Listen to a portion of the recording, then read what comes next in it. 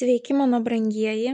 Šiandieną turėsime rugpjūčio mėnesio prognozę. Primenu, kad nuo Liepos mėnesio vis dar tęsiasi retrogradinio Merkurijaus periodas, bet nesikartosiu šioje prognozėje, visą svarbią informaciją galite rasti Liepos tarologinių prognozių pradžioje.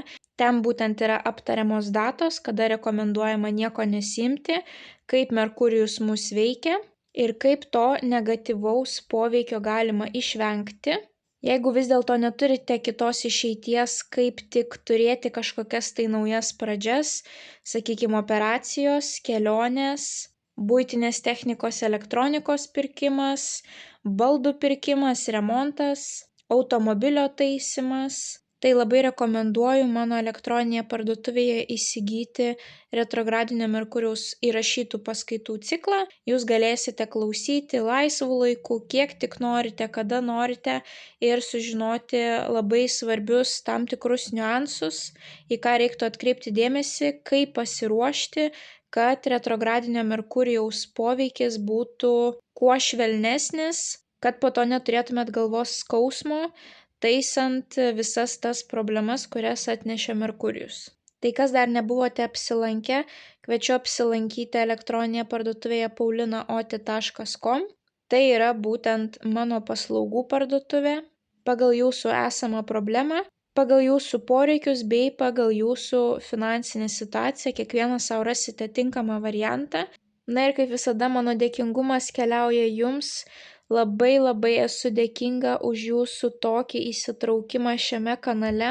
Jūsų aktyvumas yra numeris 1 priežastis, kodėl šitas kanalas iki šiol vis dar gyvuoja. Ir labai tikiuosi, kad dar ilgai galėsime kartu su jumis bendrauti šiame YouTube kanale. Na, o naujus kanalo sekėjus kviečiu paspausti prenumeruoti mygtuką, kad nepraleistumėte jums aktualių prognozių bei taptumėte šios labai šiltos ir motyvuotos bendruomenės dalimi. Na, o dabar keliaukime į jūsų tarologinę prognozę. Avinai. Pagrindinis įvykis avinams rugpjūčio 1 savaitę.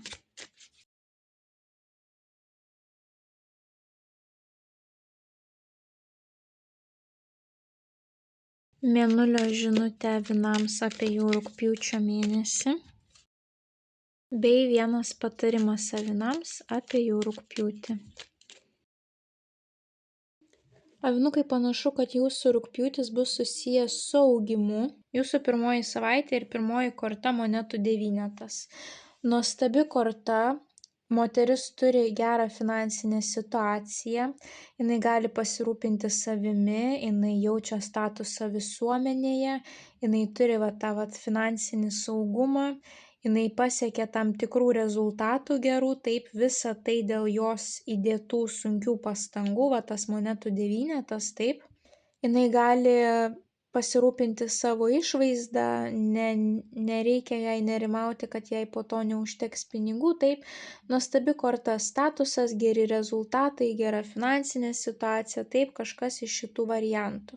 Tuomet jums iškrenta lazdų 7, kuris reprezentuoja, kad reikia atstovėti savo vertybės, savo įsitikinimus arba plėstis. Na, tai yra toks išėjimas iš komforto zonos, bet plėtra jums daro teigiamą įtaką. Tiesiog plėtra neįvyksta, kai mes esame komfortiškoje situacijoje. Taip mes turime, sakykime, patys lysti iš savo komforto zonos, kad kažkur tai išsiplėstume. Taip. Tai ką rodo plėtros korta? Kažkam tai gali būti persikraustymas į kitą miestą, į kitą šalį, savo paslaugų elektroninės parduotuvės atidarymas, šeimos pagausėjimas, viskas, kas susijęs su plėtra, ar šeimyninė, ar verslo, taip, ar kaip pasaulėžiūra plečiasi, kontaktai plečiasi. Tai tokia korta, bet kita jos reikšmė, tas savo tiesos atstovėjimas, apgynimas. Kad galbūt reikia prieš kitus pasiteisinti, kodėl jūs pasiėmėt tokį variantą, kodėl jūs jį pasirinkot, galbūt kodėl jūs tą kažkokią tai prekę nusipirkot, taip, galbūt kažkas nesutinka su jūsų nuomonė, galbūt jūs pradėsit save daugiau rodyti, daugiau išreikšti savo mintis, Galbūt tai ne visiems ir ne visada patinka, bet jūs tokiu būdu nusprendžiat, kad atėjo laikas daugiau save parodyti, išreikšti, taip. Ir šalia iškrenta dar vienas septynetas, taurių septynetas. Taurių septynetas yra toks didelis kiekis pasirinkimų ir neaišku, ką rinktis, neaišku, kas yra vertas jūsų laiko, kas nėra vertas jūsų laiko. Tai galbūt turėsite kažkokių tais darbo pasiūlymų, projekto pasiūlymų, galbūt jūs turite gerą finansinę padėtį ir jūs mąstote apie plėtrą, taip, jūs norite galbūt persikraustyti, kitaip plėstis ir jūs galvojate, kuris plėtros variantas iš tų 7 jums būtų pats tinkamiausias, taip. Tai kaip jums pasirinkti, visų pirma, tai jums reikia atsitraukti ir pasigilinti į savo vertybės, ką jūs jaučiat, kas jums teikia pilnatvę ir tokiu būdu išsirinkti tą savo puodynę, taip. Bet taipogi tai turėtų tas pasirinkimas nesikirsti su jūsų moraliniam vertybėm, kadangi lazdų septynetas tų savo vertybių, įsitikinimų, apgynimo ir atstovėjimo korta prieš kitus, taip. Tai reiškia, jeigu jūsų kas nors paklaustų, kodėl tu pasirinkai šitą miestą, šitą būstą, šitą darbą, taip, jūs turite argumentuoti, remdamiesi savo vertybėmis, kodėl jūs pasirinkote būtent tą variantą. Na ir taipogi taurių septynetas yra tokių iliuzijų korta, tai galite kažko tais nematyti pirmąją savaitę. Jūsų šita situacija gali būti gera ir jūs pradėsite svajoti, taip, tai labai svarbu, kad turėtumėte vis dėlto loginį mąstymą, kritinį mąstymą, ypatingai kadangi mūsų visus veiks retrogradinis Merkurijus, visa tiesa nebus aiški. Tai geriau kažkokius tai svarbius reikalus palikti šiek tiek vėlesniam laikui, na, o dabar tiesiog galite mąstyti, galite analizuoti, bet greičiausiai visos tiesos kol kas nesužinosite. Gali būti, kad jums teks daryti visus darbus, tos 7 taurės gali rodyti, kad jums reikės viską padaryti. Ne vieno kažkokio tai projekto imtis, o reikės, pavyzdžiui, mėtytis tarp visų. Tai jeigu jums reikės daryti visus, tai irgi korta sako, na, išsirinkite maksimum 1 arba 2, nes jeigu taškysite taip savo energiją, tai po to jokio gero rezultato negausite ir niekur neprogresuosite. Jeigu norite progresuoti, visgi reiktų aiškiai kryptį išsirinkti. Taip, būtent vėlgi, jeigu norite plėtros, turite aiškiai kryptį pasirinkti, kur link jūs norite tą plėtrą vykdyti. Kitu atveju gali būti, kad prisimsite projektų, prisimsite darbų, prisimsite užduočių ir tada turėsite taip stovėti ant pjedestalo ir prieš visus savo užsakovus aiškintis, kodėl nei to gerai nepadarė. Taip, nes jums tiesiog neužteko nei laiko, nei jėgų. Tuomet antrąją savaitę vėlgi jums iškrenta tas pats lazdų septynetas, taip, ir vėlgi mes matome viena ietis prieš visas kitas, vėlgi reikia atstovėti savo tiesą. Taipogi tai gali būti ir situacija, kur jūs stovite ant scenos ir kalbate prieš kitus, galbūt prieš kolegas prezentaciją kažkokią tai pristatote tiek pirmąją, tiek antrąją savaitę, taip. Ir, pavyzdžiui, jūs pasitikite savimi, bet šiek tiek, tas pasitikėjimas savimi, bet nežinote, kuria linkme jums daryti tą prezentaciją pagal taurių septynetą, taip. Na, čia būtent tas momentas, kai stovite prieš visus ir visi turi jūs žiūrėti. Taipogi puikia korta tiems, kurie yra vieši žmonės, kurie yra matomi žmonės, kurių veikla susijusi su matomumu, taip, tai jūs galite turėti to viešojo kalbėjimo. Tai tas pats pas jūs keliauja ir antrąją savaitę, tik šalia jums iškrenta 2 kardų kortos. Kardų riteris, kuris rodo, kad galbūt neturėsite laiko apmastyti, pasirinkti tinkamą variantą, jums reikės labai greitai reaguoti, jums reikės galbūt labai greitai tam tikras užduotis padaryti, nes jums paskambina ir pasako, kad mes pamiršome tau dar pasakyti, kad terminas baigėsi tau iki rytojaus, reikia gal dar ir tą padaryti, taip. Gali ateiti labai greita netikėta žinia. Gali būti, kad tai nebus greita žinia, o kad jums reikės taip gana aršiai pakovoti, taip, parodyti galbūt savo ragiukus, savo užsispyrimą, kad žmonės jūs priimtų rimtai. Ir taipogi šalia iškrenta kardų valetas. Kardų valetas yra būtent tas žingeidumas, informacijos kaupimas, analizė, kritinis mąstymas.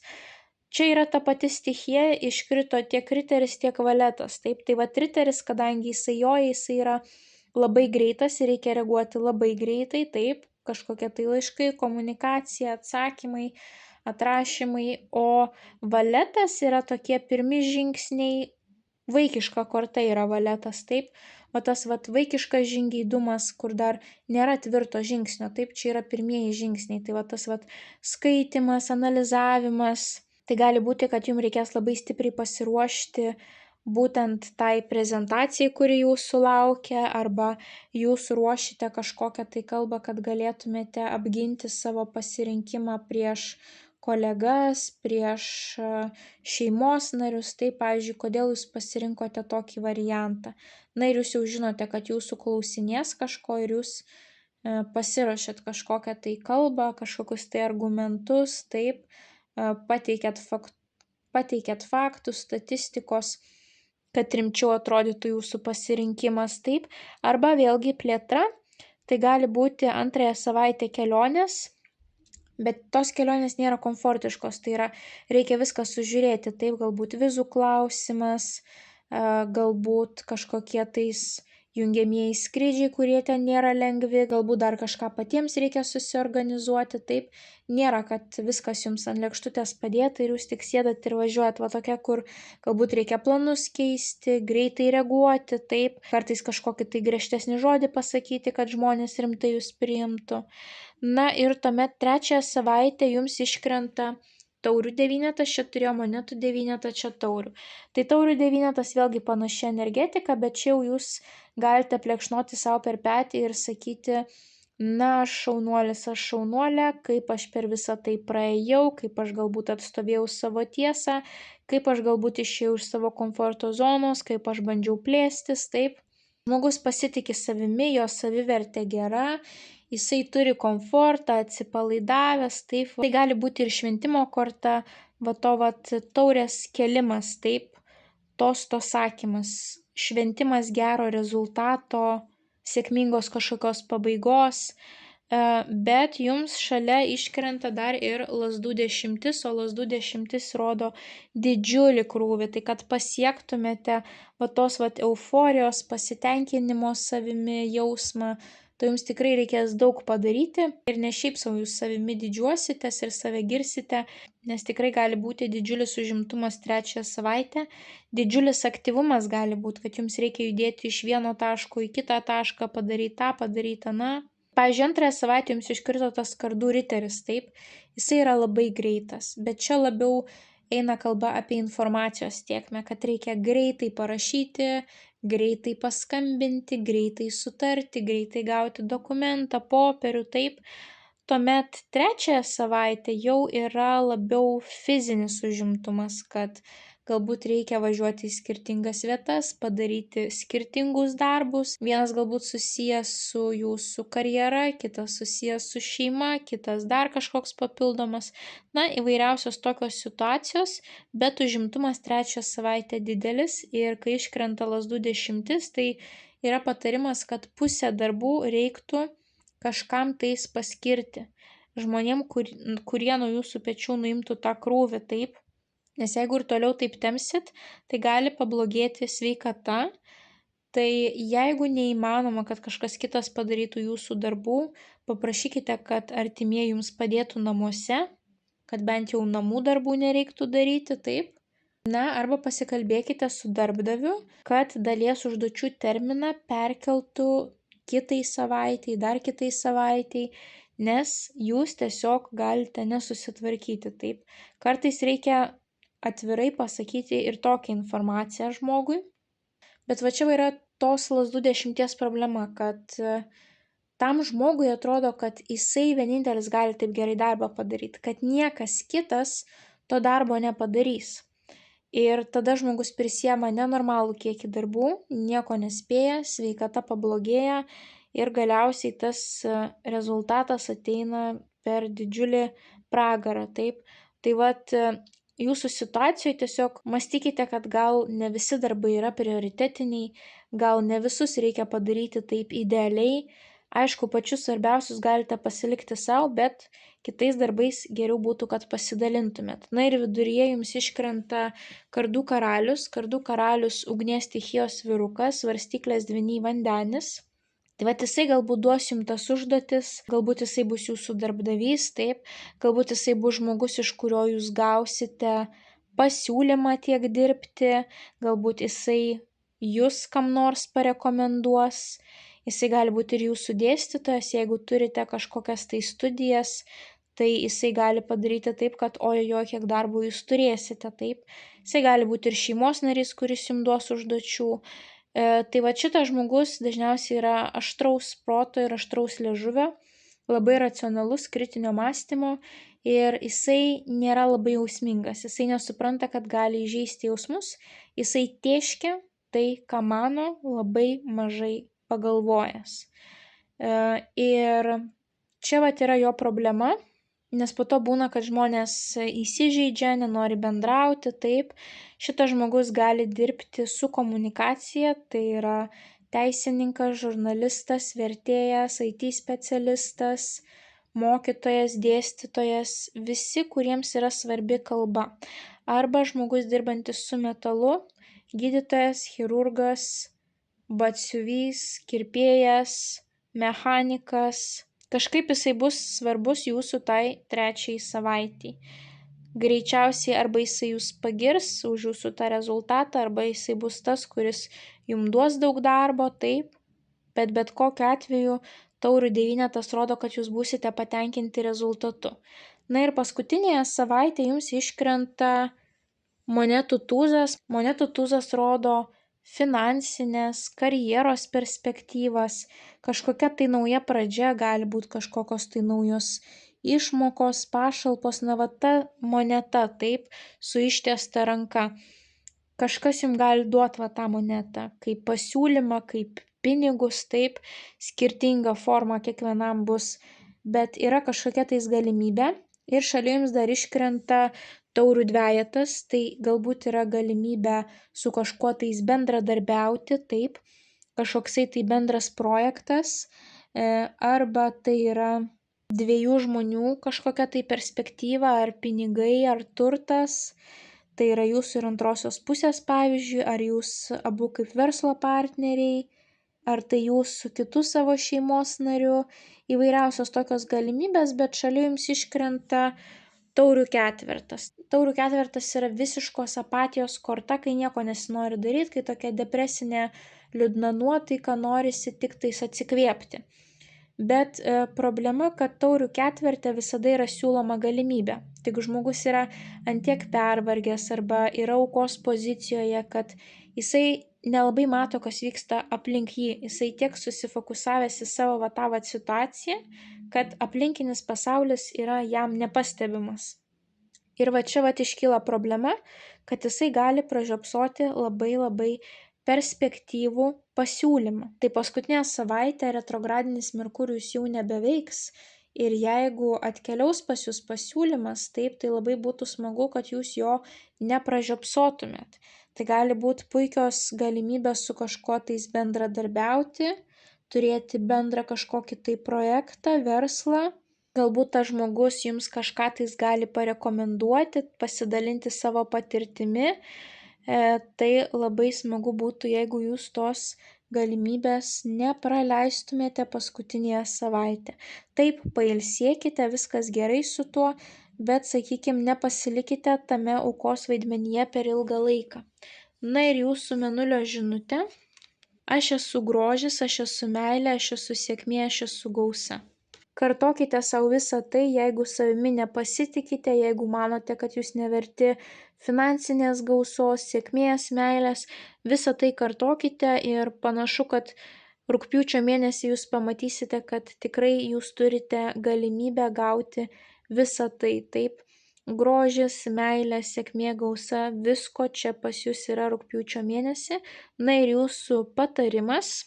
Jums iškrito lazdų 3, tai yra pirmasis žingsnis, Kai jau kryptis yra nuspręsta ir žmogus žengia pirmąjį žingsnį, išeina iš savo komforto zonos, bando kažką tais naujo, rodo iniciatyvą, rodo save, galbūt keliauja, kažką tais keičia, tai vat ir jums reikia būti tokiems rugpjūčio mėnesį.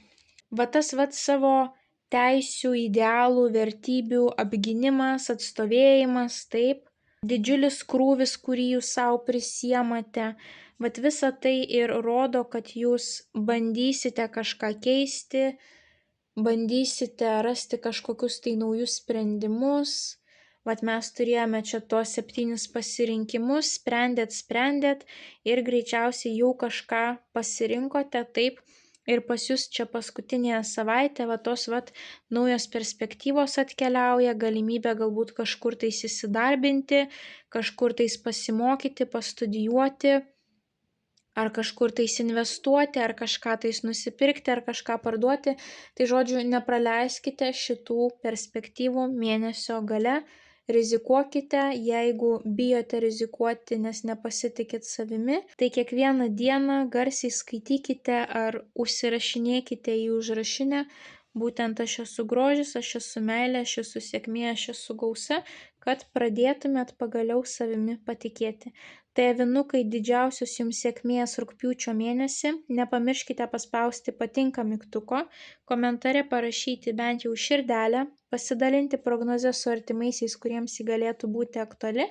Na, o jeigu dar neužsiprenumeravote kanalo, tai skatinu tai padaryti, kad nepraleistumėte jums aktualių prognozių bei taptumėte šios labai šiltos ir motyvuotos bendruomenės dalimi.